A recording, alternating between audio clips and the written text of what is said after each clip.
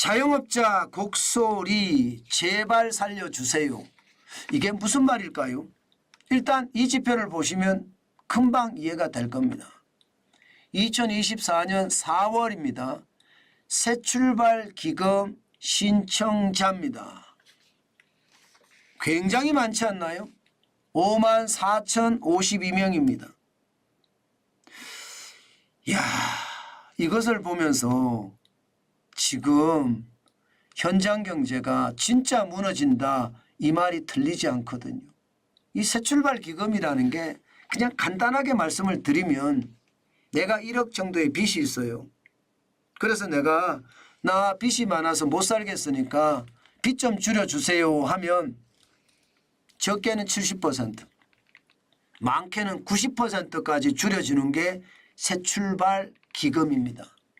그런데 빚을 줄여달라고 이야기하는 소상공인 자영업자가 54,052명이라고 이야기하니 이게 충격이 안 되겠습니까? 제발 살려주세요 하고 말입니다. 지금 자영업자들은 엉엉 운다는 뜻이에요. 사실 제가 어제 서울 방위시장도 나가봤지만요. 실제로 현장을 나가보니까 야, 방위시장 입구에 이게 말입니다. 빈 가게가 있는 거예요. 게다가 깔셋까지 가능하다 이런 팻말까지 있더라고요. 그것은 어쩌면 말입니다. 서울의 방위시장이고 그것도 들어가는 정문 입구인데 그런 임대문이라는 팻말이 붙어 있다는 건 여전히 말입니다. 시장 전체적으로는 어렵다는 뜻입니다. 서울 방위시장도 제가 들어가서 느껴보고 들어가서 많은 사람들과 이야기를 해봤지만 여전히 말입니다. 코로나19 이전의 매출은 회복 못했다는 게 핵심적인 이야기더라고요. 그나마 말입니다. 코로나19의 어떤 이전 매출은 회복을 못했지만 그래도 매출이 좋아졌다가 그나마 많았어요. 그나마. 예. 그런데 아예 그보다도 못한데 진짜 많다는 뜻이거든요. 이게 방위시장 정도 되니까 사람이 그만큼 몰리는 거지. 여러분 동네 상권 가보세요. 초토화됐다고 해도 과언이 아닙니다. 그러니까 이 새출발 기금을 신청한 사람들이 이렇게 늘어난다는 거예요. 실질적으로도 보면 이게 새출발 기금이 2020년 10월에 출범을 했거든요. 그해 말입니다.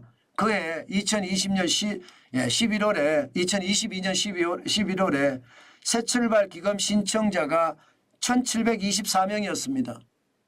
1724명. 그런데 1724명이 지금은 54,052명이 됐다는 이야기잖아요. 계속해서 망한다는 게 문제예요. 이게 여러분 경기가 좋아지면 이렇게 새출발 기금을 신청하는 사람들이 이렇게 많아지지는 않거든요. 그런데 계속 늘어나잖아요. 이게 문제고 금액도 말입니다. 당초 1,724억 원이었습니다. 그러던 것이 2024년 2월에 8조 6,930억 원입니다. 8조 6,962억 원입니다. 물론 총 규모가 30조 정도의 어떤 규모를 책정을 해놨기 때문에 여전히 뭐 8조니까 아직 그게 비달된다 이렇게는 이야기하지만 이게 앞으로 경기 침체가 계속 이렇게 내려가면요. 참 충격이 될 겁니다. 어떤 분들은 그런 이야기 하세요. 정관전 TV를 보시는 분들도 그렇게 이야기를 하시는 분들이 많고 뭐 저 역시도 그런 생각이 있거든요. 아니 자영업자들 빚을 그렇게 탕감을 해주면 이게 열심히 사는 사람들에게는 충격 아니냐. 저는 충분히 그럴 수 있다고 생각합니다. 하루에 16시간씩 하루에 18시간씩 일하면서 살려고 발부둥 치는 소상공인 자영업자 중소기업이 얼마나 많습니까? 그 많은 사람들 생각을 해야지 이게 내가 망했다고 정부가 빚을 60%, 70%, 90% 탕감해 준다는 게 이게 말이 되냐 이거예요. 실질적으로도 말입니다. 실질적으로도 보면 원금 감면이 말입니다. 15억 채무 한도면 최대 80%, 그리고 취약계층은 90%까지 감면을 해 줍니다.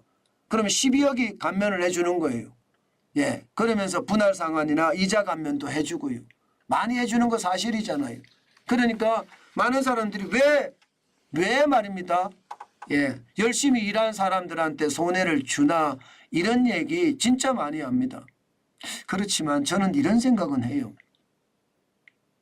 그중에는 아닐 사람도 있겠지만 오죽했으면 자영업자분들이 저렇게 새출발 기금에 신청을 해서 그 자존심 엄청 상하거든요.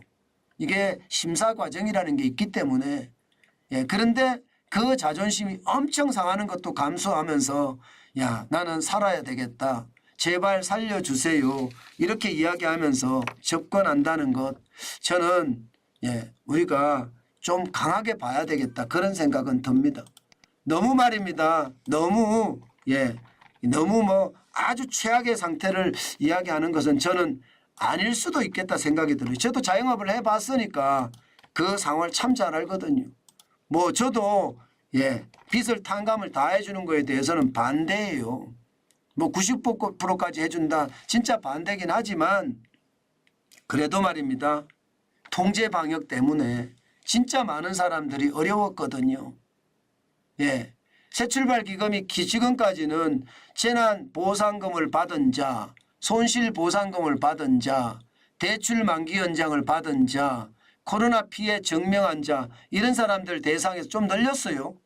2월 달에 코로나 기간 중에 사업을 한 자영업자는 모두 2020년 4월부터 2023년 5월까지 피해를 봤으면 모두 신청을 해라. 아마 그래서 좀 늘어난 것도 있습니다. 그래서 좀 늘어난 것도 있습니다. 뭐 저 같은 경우도 진짜 이런 거 신청해야 되는데 그죠? 그렇지만 저는요 열심히 살거든요. 누구 말 맞다나 뭐 생적사 사적생입니다. 살려고 하면 죽을 것이요 죽으려고 하면 살 것이다. 이런 심정으로 저는 일하거든요. 그렇게 일하다 보면 세상에 안 되는 일이 있겠습니까? 그렇지만 자영업자분들 뭐 저만한 사람 또 여러분만한 사람이 없을 수도 있고요. 또 그중에는 진짜 피해를 최악으로 본 사람들도 많습니다. 그 자영업자 빚을 보면 아시잖아요. 자영업자 빚 감당하지 못할 수준입니다.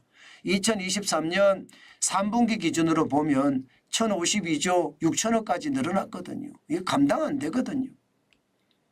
저는 그렇게 생각을 해요. 문재인 정부의 통제 방역이 진짜 많은 사람들에게 어려움을 줬다. 제가 그 당시에 목이 터져라 외쳤어요. 저렇게 하면 안 된다. 저렇게 통제 방역을 하면 우리 경제가 완전히 무너진다면서 제가 성토를 했습니다. 그런데도 말입니다. 뭐 저야 일개 필부에 불과하기 때문인지 뭐 들은 척도 않더라고요. 결국은 이런 사태를 맞았잖아요. 최악의 사태 말입니다. 저는 코로나19 때문에 뭐 국민이 많이 죽어나가는 것도 문제다. 그렇게 생각을 할 수 있지만 장기적으로는 더 많은 국민이 죽어나갑니다. 그래서 전 세계적으로는요. 코로나19 때문에 이렇게 우리처럼 통제 방역을 한 나라가 중국하고 우리나라밖에 없습니다. 저는 그래서 자영업자들이 제발 살려주세요 이 말이 나오는 거고 제발 살려주세요가 지금도 시장에서는 계속 회자되는 이유가 그만큼 말입니다. 저성장이 골이 깊고요. 장사는 장사대로 안 되기 때문이라는 것 여러분들도 이해를 좀 해 주시고 야 자영업자들 진짜 최악이다. 아마 그런 어떤 상황을 조금만 봐주시면 나아지지 않을까 싶습니다. 언젠가는 또 자영업자들이 세상에 공헌하는 일도 생기지 않을까요? 저는 그렇게 생각합니다.